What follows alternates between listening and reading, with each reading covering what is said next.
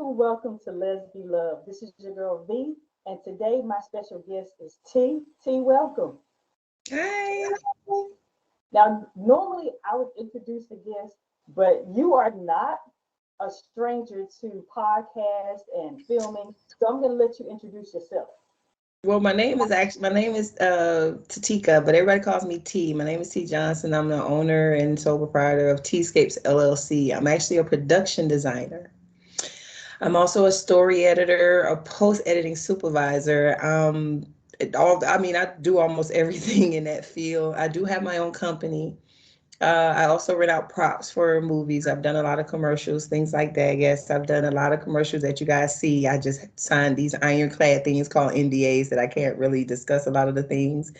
But yes, I've done some of your favorite shows, some of your favorite, commercials, some things like that. So yeah, that's what I do. Oh, I'm 45. Yes, I am. Yes, I No, am.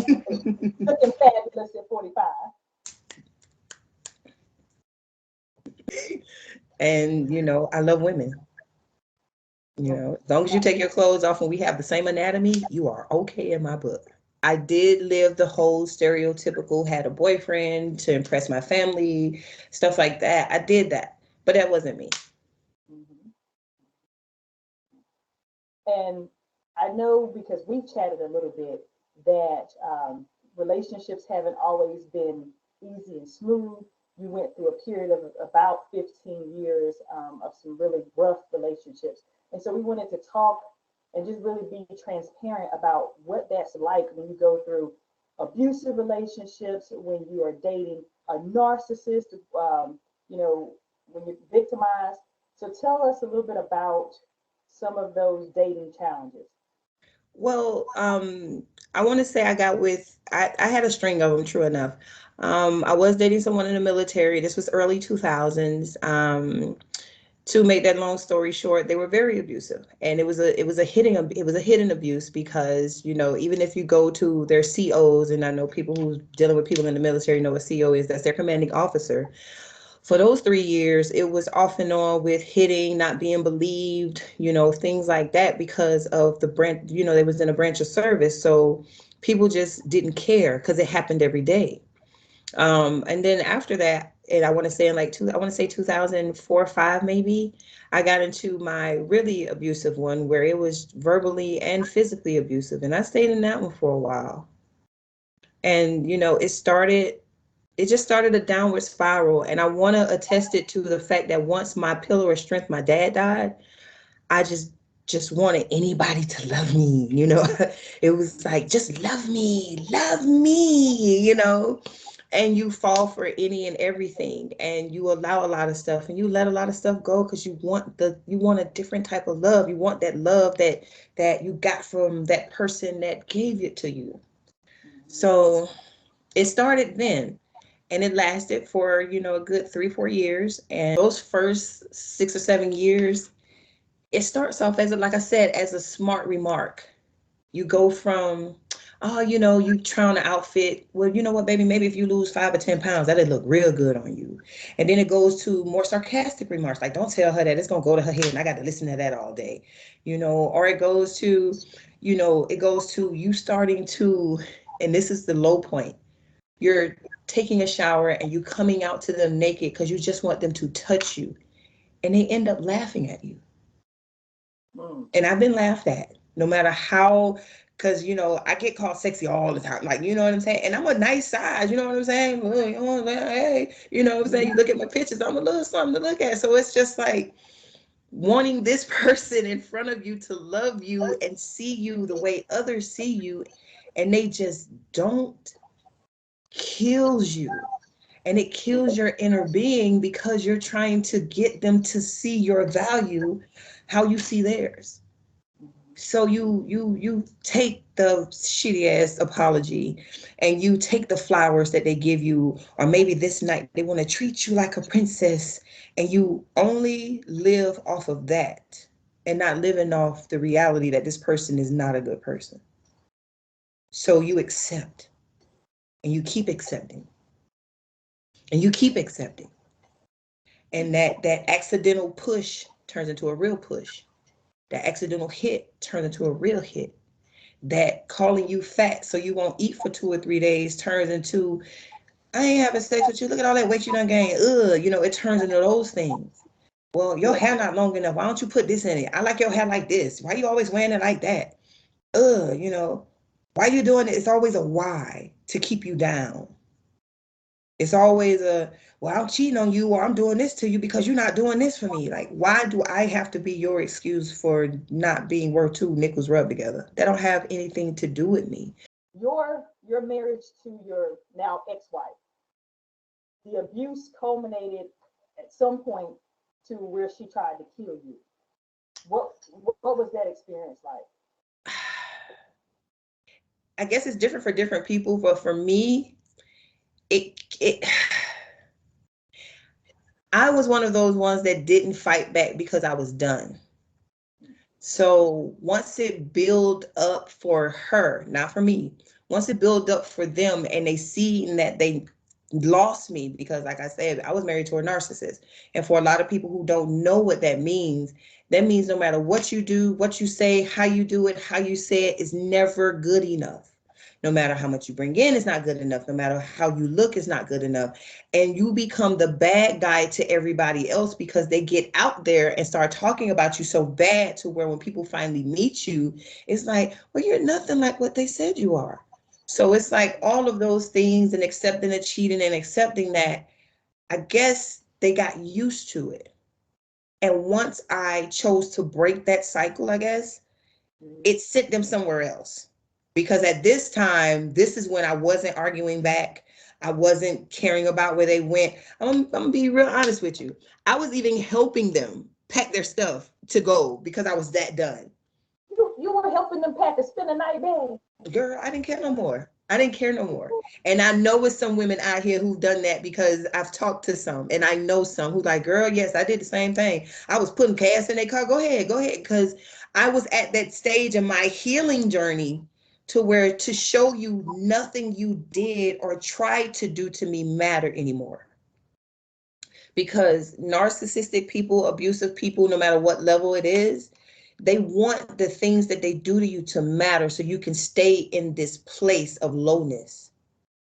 So why not leave at that point? Because I didn't have, I'm be honest, I didn't have it financially. Financially, I couldn't move. And a lot of them know that. A lot of abusers and narcissistic people know that. They know that you're at a certain point that you need them. So when they see that or they feel like that you truly need them, oh baby, they're gonna do everything to make sure you continuously need them. So when it came down to the killing me part, it got to the point where I didn't need them. Mm. I didn't need them for anything. It got to the point where I didn't want them. You're not gonna talk to me? No. It got to the point to where they bought door stoppers and told me on the phone, if you come in at this time, the door gonna be locked and the stopper gonna be on, so you're not gonna get in the house. And I was like, that's fine. Oh yeah, oh yeah. So this particular night, they knew my time was coming, and it was closer than they thought.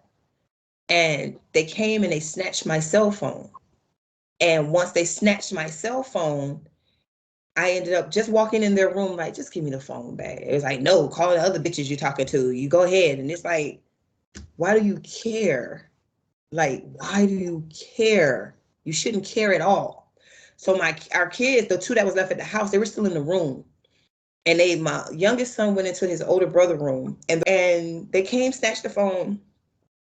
And I was like, just give me my phone back. I don't care about that. And they went on a rampage of call this bitch, call this bitch, call this, calling everybody names. And I really wasn't talking to anybody. I was talking to one person, two people at the time. One was just conversation, and the other one, I was building something. I was like, you know what? They're cool. I'm gonna build something with them. I'm enjoying. It's been a year. We haven't had sex. I don't want you to touch me. I'm paying my half of the bills. And once they snatched my phone, they put me in this move. And first they pushed me, and I was like, I literally said out my mouth, I don't want to fight you because I don't care anymore. So if you fight me, you're just going to be fighting by yourself. Just give me my phone. And we ended up in the master bedroom. And just to give you a description, imagine yourself laying on your stomach and your upper body is on the bed and your lower body is on the floor. So I was literally like this, in this shape. They were sitting on my back here and choking me from behind, and I couldn't move. So I Right. couldn't scream, I couldn't yell, I couldn't get nothing out. But I remember the move where all you had, it took me a minute to figure it out because I was blacking out. Like I was blacking out because they really wanted to kill me. They literally told me, "You think you're gonna leave me? If I can't have you, nobody can. You're gonna die tonight." Nope. So I ended up getting out of the move, and they ended up like tripping me and getting back on me. And that's when I was able to let out a yell. And that's when the kids came. So she ended up flipping me back over and getting back on my back. And she looked at them and said, "Your mama gonna die tonight. This bitch don't want to be with me. She ain't gonna be with nobody." And proceeded to choke me till I passed out a little bit. And then I came to, and I saw my phone, and I snatched my phone, and I ran down. I was trying to run down the stairs, and she caught me. So I kind of slipped down the stairs, and I ran like down, because the way the stairs were, they led into one of the dining rooms, because we had a double dining room. And I ran through that and ran into my den. And when I got into my den, that's when she did like what they call it, the long kiss goodnight thing, and kissed me on my forehead and literally choked me until our youngest came downstairs, and he just was like, he started screaming and telling her like, get off of her. And she finally, I guess, snapped out of it and went upstairs. And I like finally caught my breath, and I ended up calling my friend and my girl. Now she's my girl, but at the time we were friends, and they ended up coming to get me. And I didn't go back to that house until it was time for me to move, because I was getting phone calls. I was getting threatening phone calls. I was getting, I'm gonna find out where you and that bitch stay at, and I'm gonna kill both of you hoes. Like, I was getting, ain't nobody gonna ever treat you like me. Trying to do that whole, you gonna have to come back to me thing. And it had got to the point where I was just laughing. So I took a page out of like what I saw, and I just started blocking them on everything, stopped talking to them. Um, because the children that the two of you shared together, the children witnessed this abuse. What would you say to people who are in that same situation who have kids? The one thing I will say, and I'm gonna put my kids into it, this has been years later, and my kids are about to be in their, well, one of them in their 20s and the other one is 19 now. And I just found this out a couple of days ago, that watching their mom try to kill the only somebody they felt like truly loved them,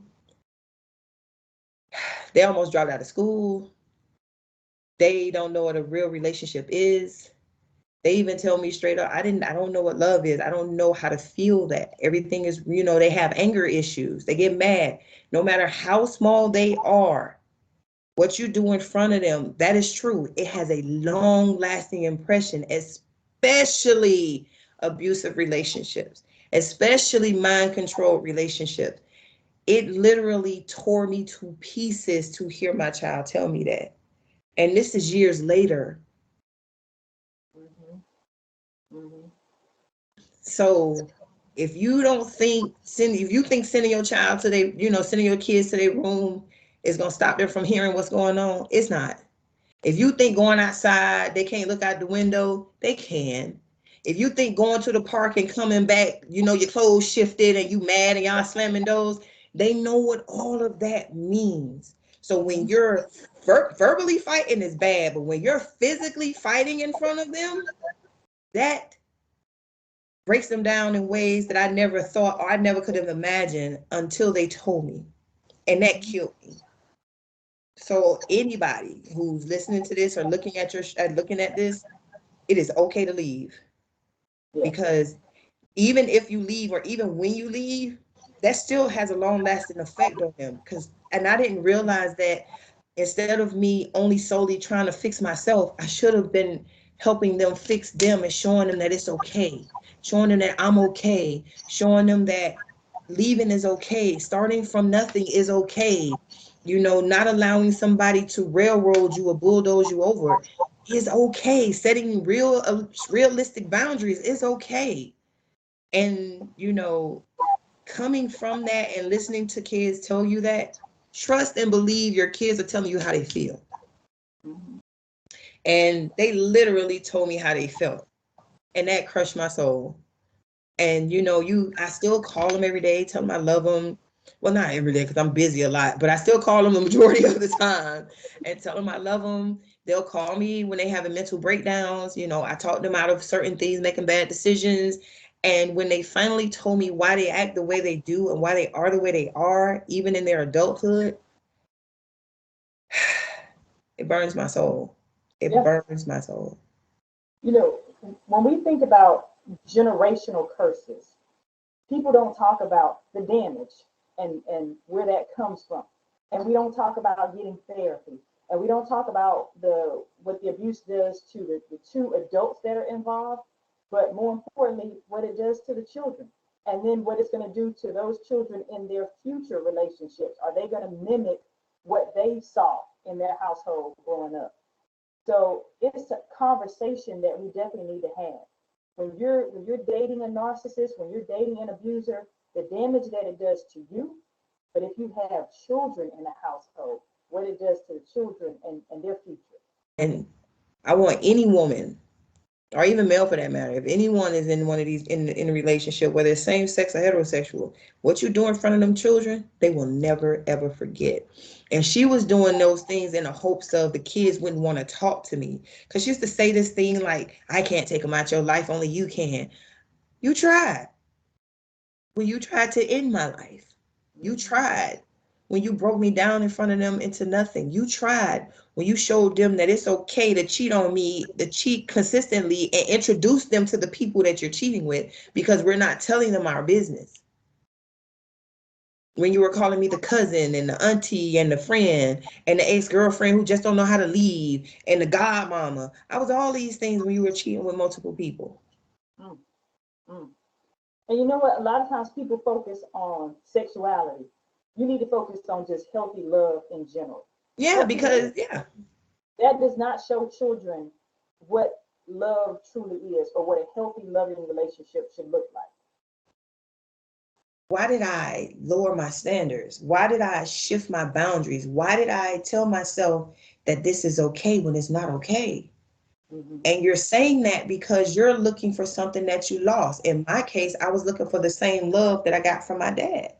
Oh yeah, there's usually a void there that the person is trying to fill.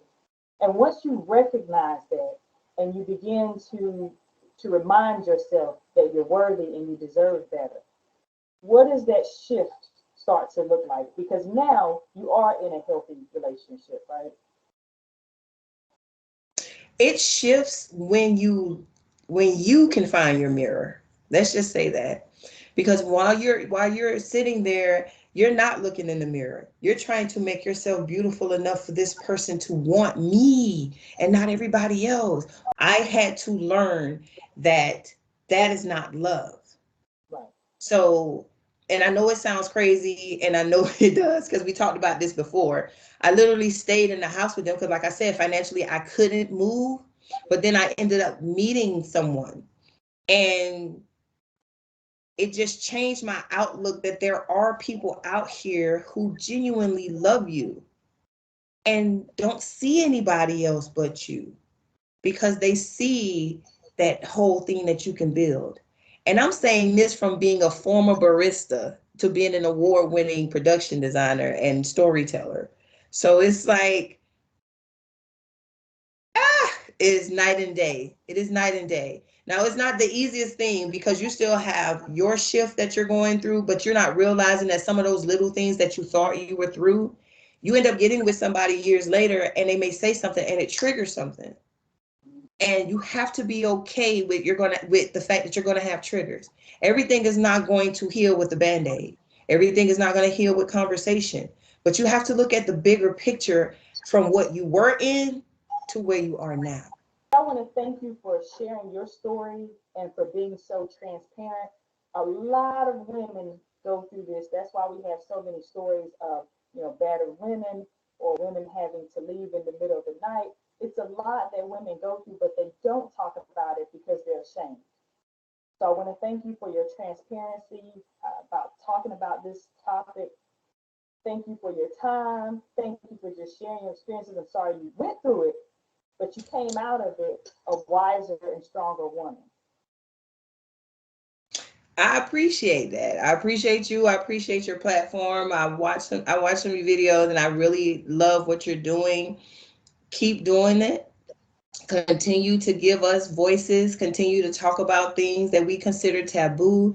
And I also want to put out there that abuse just don't come from women who look like men.